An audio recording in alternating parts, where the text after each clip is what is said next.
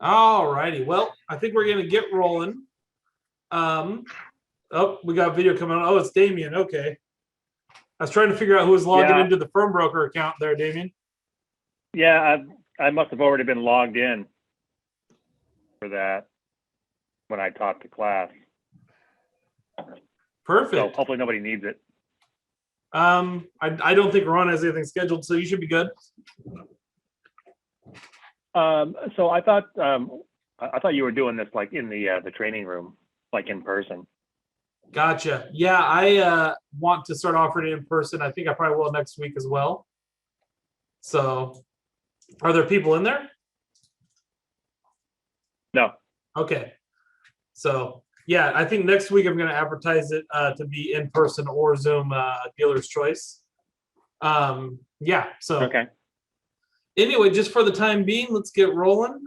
As you guys all know at this point, I'm Brian. I am the Marcus Air Tech trainer here in Keller Williams Tri-Cities. I'm also starting to work out in Spokane as well, and then hopefully further beyond in the near future.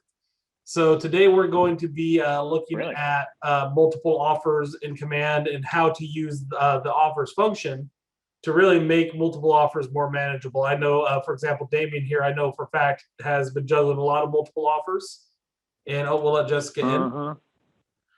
And so hopefully I can give you guys some tech tools that will help make that easier to take care of. I really like to do a give and take type class. So if you have questions, go ahead and let me know. Raise your virtual hand, whatever works best for you. So welcome, Jessica. You made it just in time to get rolling. What's your last name, Jessica?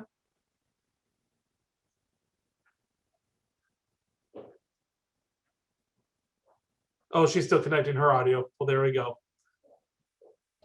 Well, we'll get that in just a moment. Okay. Hey, Jessica, are you with us? Yes, I'm here. Perfect. You made it just in time. And which Jessica are you, just so I can keep attendance? Barragan. Perfect. All righty. I am going to share my screen. And like I said, this is targeted at managing multiple offers and opportunities in the listing bit. So ask questions as we get going. I definitely like to be able to answer questions and have conversation. So you guys should see my command screen now, correct? Perfect. As always, if you hit the red square up here, the KW square, it's actually going to expand your option menu, and you can see everything that we have. So today we're hopping into opportunities for a second time. Now, last week, if you missed it, we did go ahead and cover the opportunity pipeline and a lot of those tools. And you can actually go back. That's available on our Go E2P YouTube channel. And it will soon also be available on a Bite of Command YouTube channel. So for now, we're going to skip ahead and go right into a opportunity card. And I actually want to be back here in my Cultivate because I have the great Thomas Wayne right here as an example. Who here knows who Thomas Wayne was in the comics? Little fun fact. So he is actually Bruce Wayne's father. Go ahead, Damien. That's what I was gonna say. That's what I was gonna say, man. Yeah, he's also Batman in the Flashpoint timeline, though, in which Bruce doesn't make it, and instead he becomes Batman. So little fun trivia for you if you're ever in a trivia night. Interesting. So we're gonna go ahead here. We're in Thomas Wayne, and we're gonna hop into the documents section right here, and you can see that we've gotten him under contract. And like we went over last week, is where we'd add files. So the starting point here is we've come in, we've added files, we've gotten his DocuSign stuff going, and we're getting ready to write a commission.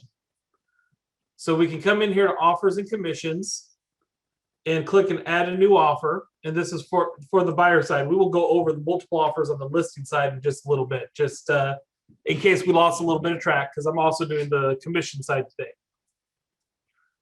So we come in here and we're going to create this offer, and this is basically your offer got accepted. So we can call this one buyer's accepted offer right here, okay? And we got the offer date. Let's say today's May 5th, so let's say it was actually written back in April 2nd. I recommend writing this offer sooner than later, or rather put it in offer sooner than later so you can manage your commissions and keep everything straightforward. Then we got to put in the property address. Now, you could hit here and select from KWLS, but if it's new construction or something that's not in KWS, you can just go ahead and type it in here. And let's say it's an address that just, it's brand new construction, mapping software has not gotten it figured out. So what I wind up doing is just wind up typing the address in here. Just for demo, I'm gonna go type fake, whatever. West fake. And basically what I'm trying to do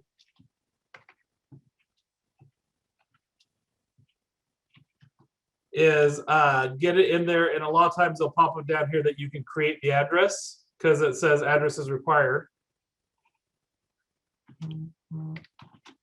Fake Cal, there we go. So you just put it in here enough, and even sometimes you have to hit enter to where create manually pops up.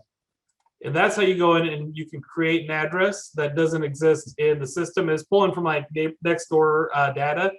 So, you know, a brand new subdivision isn't going to be in here. Did you have a question, Damien? Perfect. Yeah, and any questions, let me know. Otherwise, we're just going to go 123 Bat Cave Lane, because of course that's where he lives, right? And we will say that he is in Gotham. And let's pretend Gotham is in California. I feel like California is very dark and creepy sometimes. I don't know. And a fake zip code that I just made up that's probably real somewhere. So here we go. We're going to go ahead and we're going to submit that address, and we're able to move on with our offers and commissions. So here it autofills the buyer's name in here, and Wells puts me in as a representative. Now we can come in here and we can go in for the seller's name. So let's say Damien is the listing agent because, well, his face is there and it makes me think of him. And we can put in his address, which I think is this one. Might not be. I don't know. I have it in my computer memory. Doesn't matter. So Damien is actually giving the seller, and then we'll make the associate or the seller's agent Erica, because that also feels appropriate. So that's the basic information we need on this screen. There's more information we can put on, but it is not required. And we move on to the terms. So what are the terms? The terms are going to be the contract terms. So anyone care to wager a guess what cash and finance amount might stand for?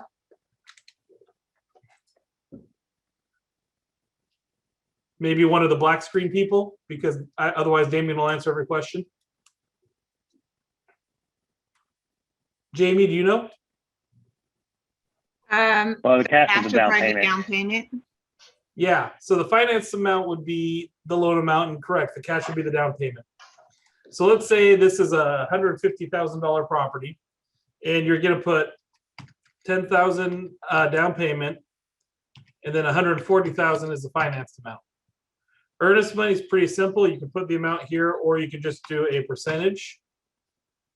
Option fee you don't typically have to worry about. An option fee is going to be if you are paying a fee to have some sort of right of refusal for the property, and it comes up super rarely. In fact, I don't think I've ever had it come up myself. Damien, have you had that one come up? No. See, there you go. Super rare.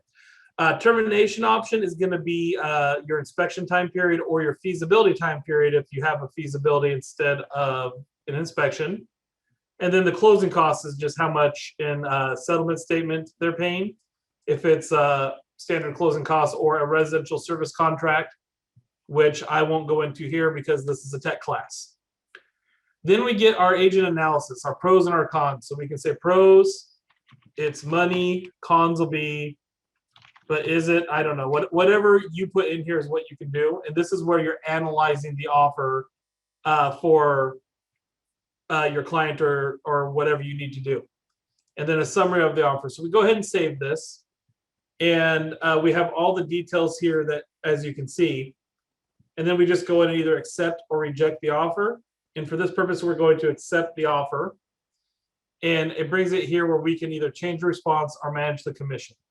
So any questions on putting the offer in at this point? No. All righty. Jamie? No. Perfect. Well, we're going to keep rolling then where we click on manage commission. And this is, in my opinion, the most important part of command, because this is where I'm telling Tammy how much of the money that we're getting from the title company to give me. So when you're doing your commissions in command, the first thing you're going to do way back before anything when you're working on documents is you're going to fill out a Form 40 commission demand and give that to the title company. That tells the title company how much money to send Keller Williams. This part here is how you come in and you tell your MCA how much money to give you. Now, Yakima and Spokane might have other processes. That's how the Tri-Cities works. So we're going in here and you see the contract date didn't come through. So we have to edit that general information, and the contract date, I think I said was way back in April. It'll let me put whatever I want in here though, so that's fine. And then it's automatically, you go ahead and pop in here, and I just reset April, so that's actually a really good timing for this class because it can show your agent payment information. So on this one, it says my gross commission is $4,500, and my net pay after taking out the company dollar, and then it would have taken out royalty, how much that is. So I'm actually capped on my $3,000 amount for royalty because that cap expires at a different time for me. But then I had just had my cap reset in April for my company dollar. So that's how much company dollar or that 70-30 split would go. What is missing here though is in the state of Washington, we have a B&O tax. So we have to go ahead here and hit edit payment and come in here and we can go ahead and look at what we need to do. So we're going to click this button at the bottom that says add item. And we can go ahead here and we can choose a deduction. And we got to figure out our B&O tax. Now, B&O tax is 1.5% of your 1099 amount.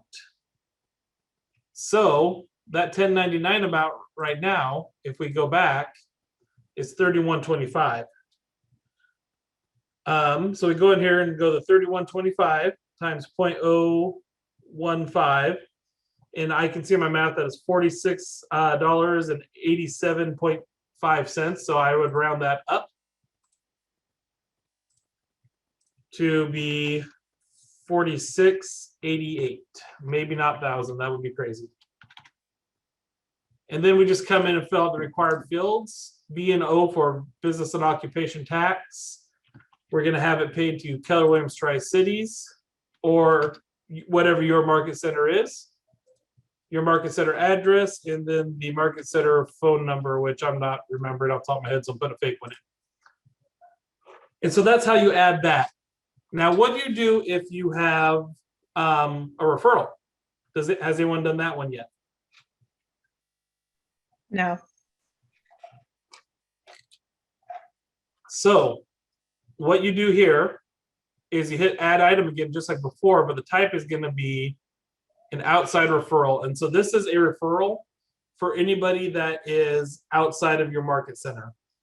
So a great example of an outside referral is I have a referral that I received from a Spokane agent. So I'm just coming on in here and I just have to figure out, I actually paid him 25% of that commission. And it is an EIN type.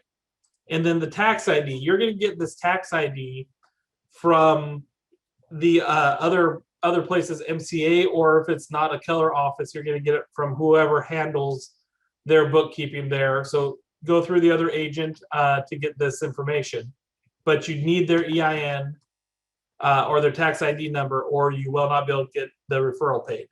So I'm putting in zeros for this example. That will not work in reality. You have to have the EIN. Other than that, you just go through and fill in the company name.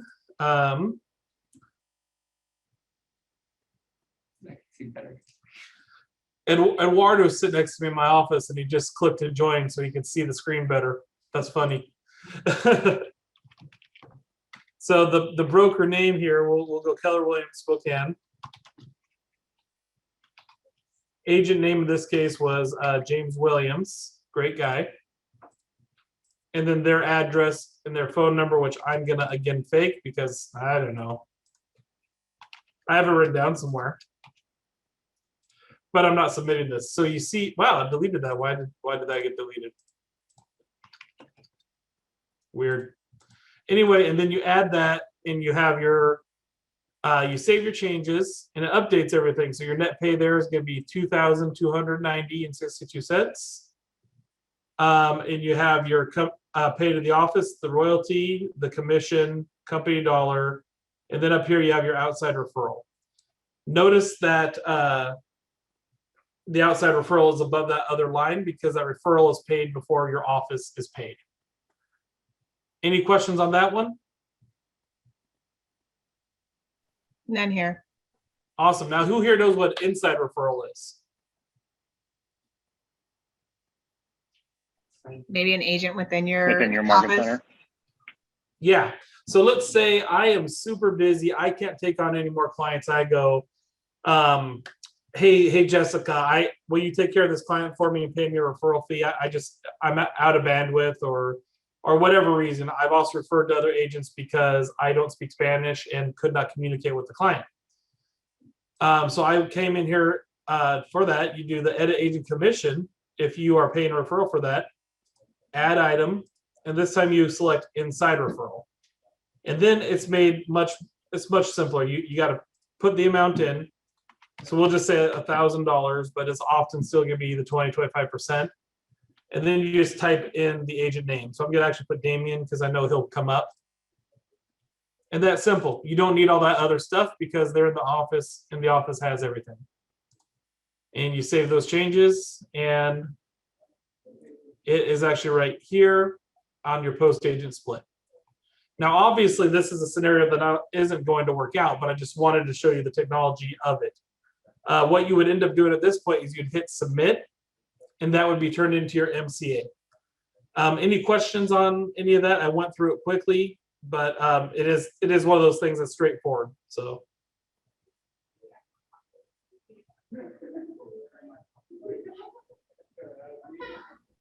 All right, I'll take that as no questions. So let's go ahead and pop out of the buyer side. I'm not going to save any of that stuff, of course. And we will go back to our opportunity timeline and get to the main draw of the class. So far, I've showed you how to put in an offer on the buyer side and how to run through and do commission. And all that is great stuff and super, super necessary. But what do you do if you have 15 offers, which actually my last listing, I had more than that right now in this market.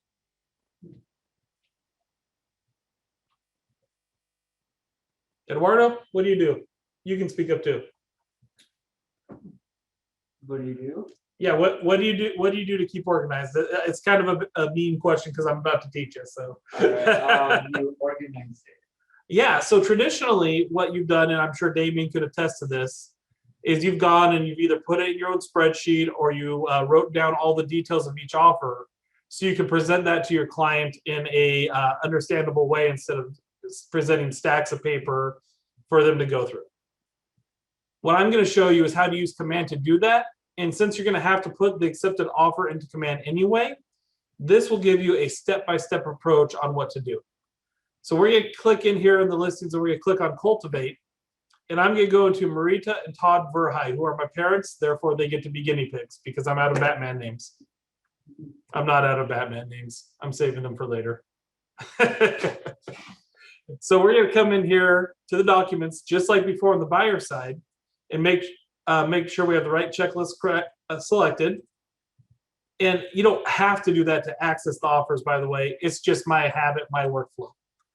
But then we're going to come in here into the offers. And so the idea is I just got an offer in from an agent. So I'm gonna come in here. I haven't presented it yet. And I'm going to create this offer, and I'm just gonna call this Agent One Offer. You can name it whatever makes sense for you. It's for your organizational needs. And where you come in, it's gonna look much the same, so I'm gonna do it super fast. But we're gonna say this one has a closing date of June 30th. The buyer's agent, or the buyer rather, is going to be this person who is, I don't remember, but they're on my memory, so I typed something to them at one point. And let's say this is Lacey Blackman is the agent for this one. I don't have to go and put her email in. I can get that later. It should be on the contract. And so we're gonna hop over to terms. And let's say that they're asking $500,000 for this house, and this is a full price offer with 25,000 down. And then we're gonna go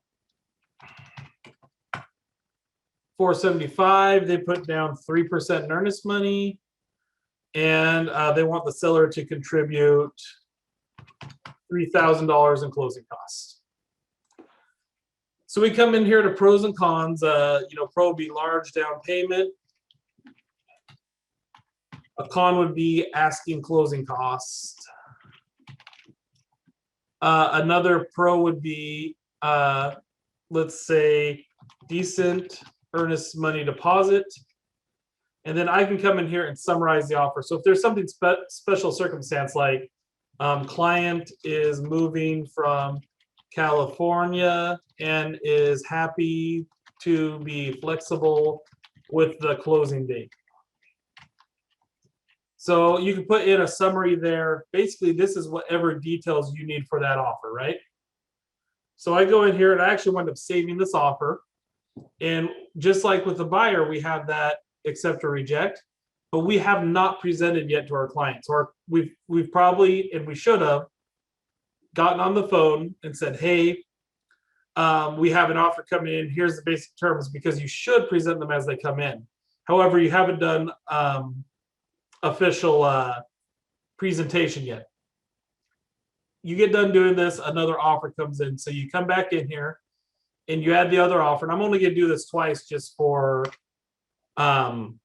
speed purposes with the class. However, you can do this as many times as you need to. If you have 20 plus offers and you put it all in here, it's nice, it's consistent, and it helps you digest the offer. So we will say Agent 2 offer, and we're gonna go ahead and create this offer. And I don't even remember the date I put for the other one, but whatever. Let's say this one actually doesn't want to close until July 5th. Hey, July 4th is on a Sunday this year. This is the dream, guys. A weekend holiday. I don't actually think that's a dream, but Amazing. something like that. So let's say the agent for this one is going to be Ron Almberg.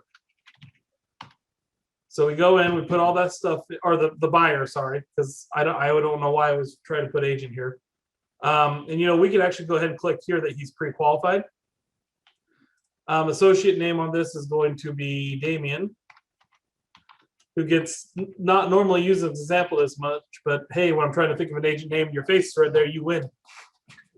Maybe that's why everyone Okay. keeps their camera off.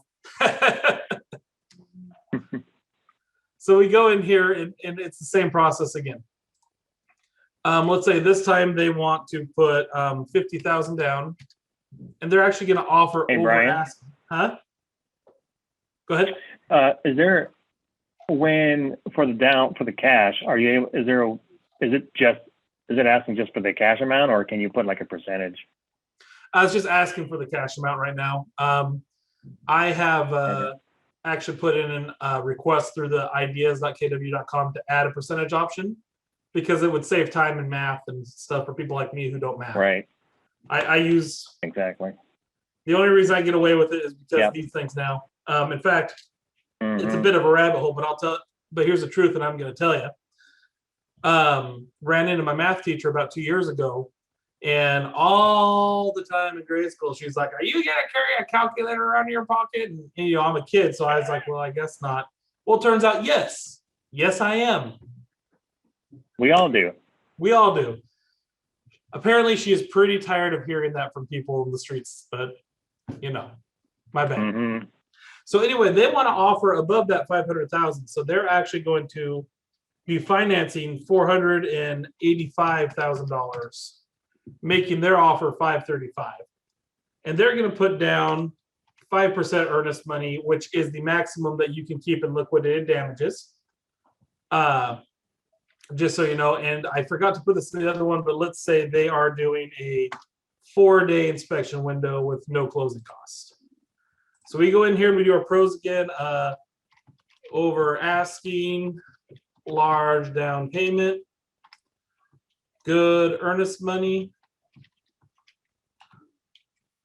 may have appraisal issues.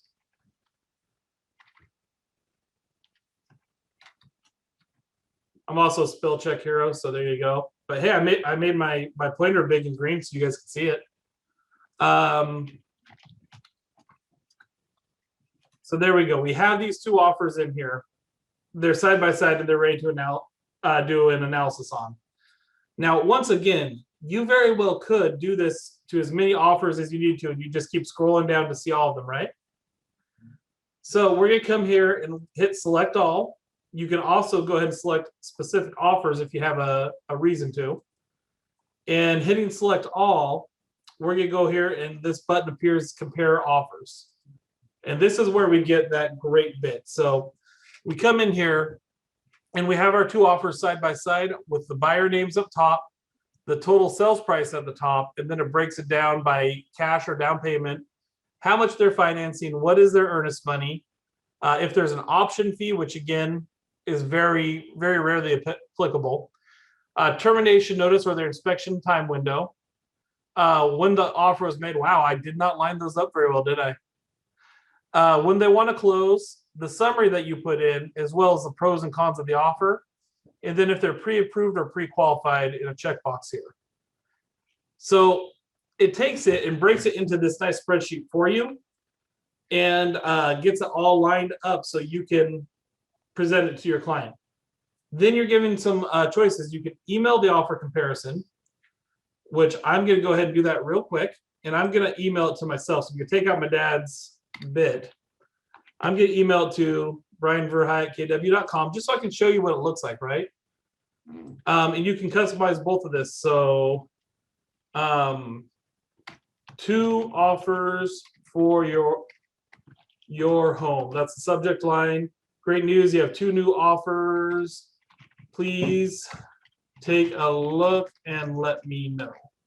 And then you can click here to send a copy to your personal email. Since I'm emailing myself, I'm not going to do that, but we can email that offer. So if you have a tech savvy client, you go ahead and send that email, and we'll get to that in a sec. But for now, I'm going to go back into the compare offers. Now, let's say you have a client that isn't wanting to do that, or by email, you're not going to get on the phone and talk to them. You're going to go meet them in person.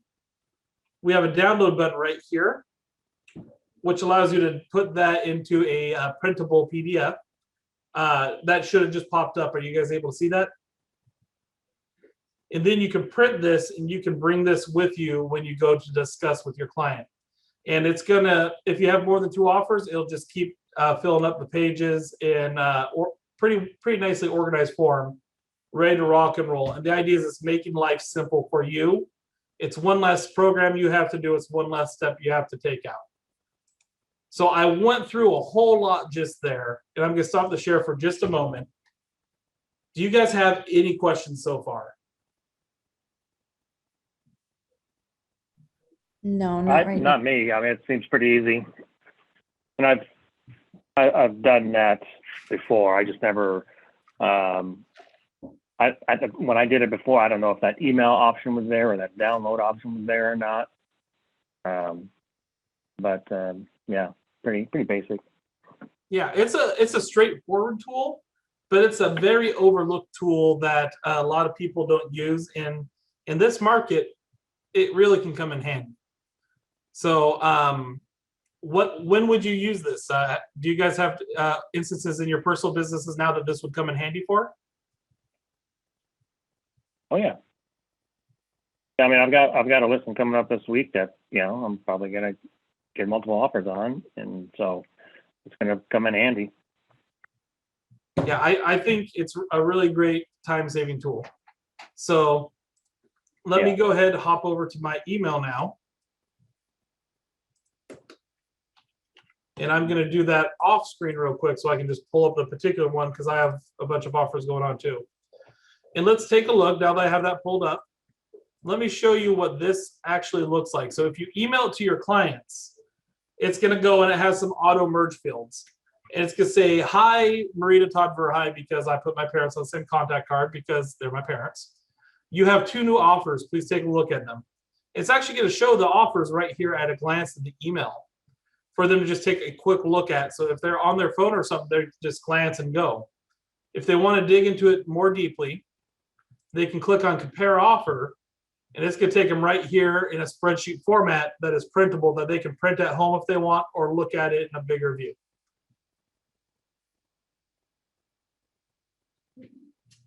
So that is what I had squared away for this class. I always leave more time for questions than I need. And I got to know, am I that good of a teacher, or do you guys just not like to ask questions? What's going on? Great teacher. Yeah, I'll go with that.